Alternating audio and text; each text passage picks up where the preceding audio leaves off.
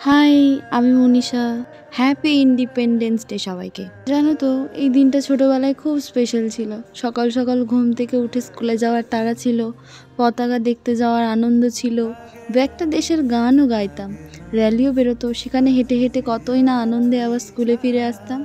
তারপর স্কুল থেকে দেওয়া লাড্ডু খেয়ে আবার বাড়ি ফিরে আসতাম। কোথায় হারিয়ে গেল না সেসব দিনগুলো? আজ কোটি টাকা দিয়ে দিলেও যেন সেই দিনগুলোকে আর ফিরিয়ে আনতে পারবো না। যাই হোক, তাই আজ বাবা ঠিক করেছে আমাদের এখানে এক জায়গায় প্রসাদ খাওয়ানো হয়, সেই প্রসাদই খেতে যাব আজ বাড়ির সকলে।